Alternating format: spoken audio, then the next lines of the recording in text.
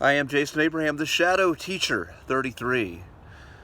And once again, this channel, the Shadow Teacher 33 channel, whether it be my BitChute channel, whether it be my YouTube channel, the work of the Shadow Teacher 33 is dedicated to human potential,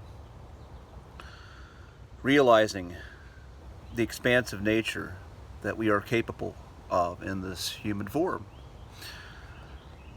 And we're in an age where this disruptive technology of AI is exploding. And there's some people who are terrified of it, who've been raised on movies like The Terminator, like The Matrix. These movies that show a bleak future for humanity if AI develops its potential. And then others are fascinated by it. Others find it amazing that right now we're in an age where computers and this artificial technology, this artificial intelligence technology, is able to do what it can do. Chat GPTs.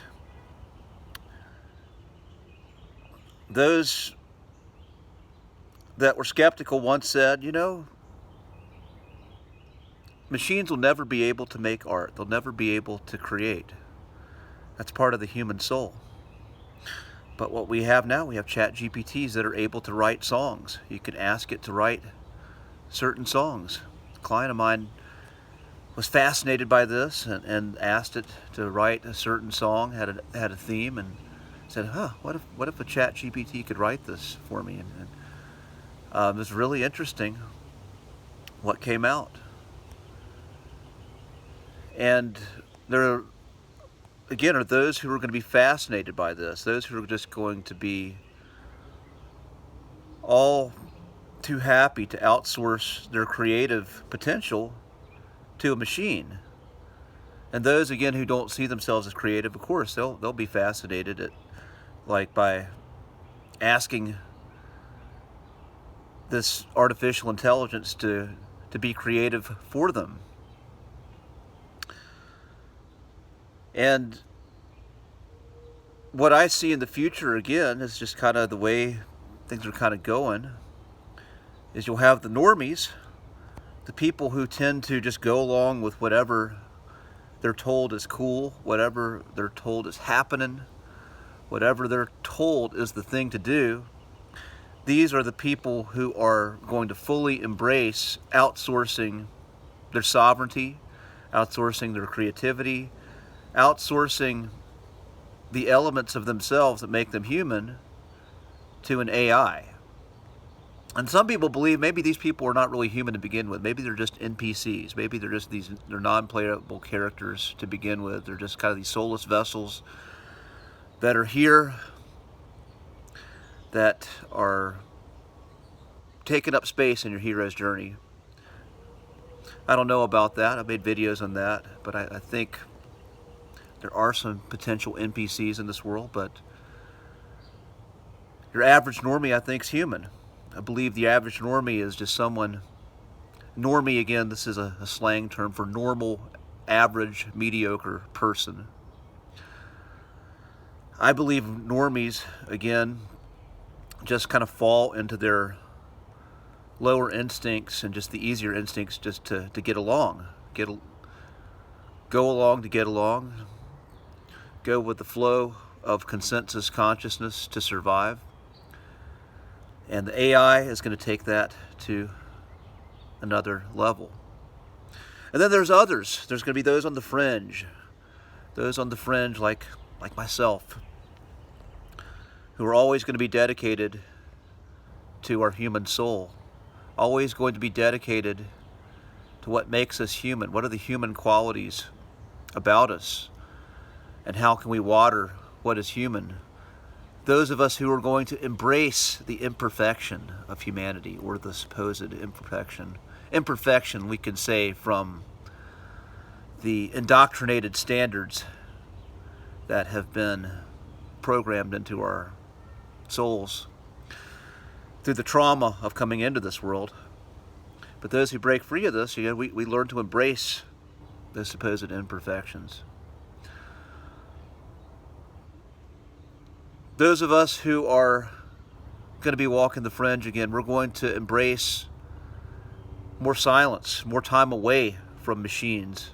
Even though, ironically, I'm using technology to talk to you right now, we're going to use technology consciously.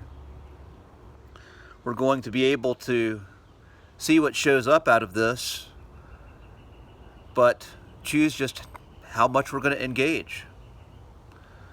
And I'm proud to say I don't have a smart TV in my home. I don't have an Alexa in my home.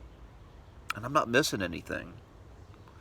I'm not anti-technology, but all these pieces of technology that are sold for convenience to the normie, these pieces of technology, again, that are always observing you, always learning you, observing your patterns.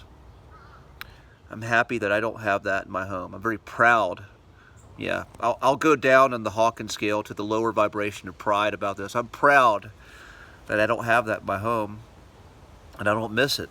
I'm doing just fine without it.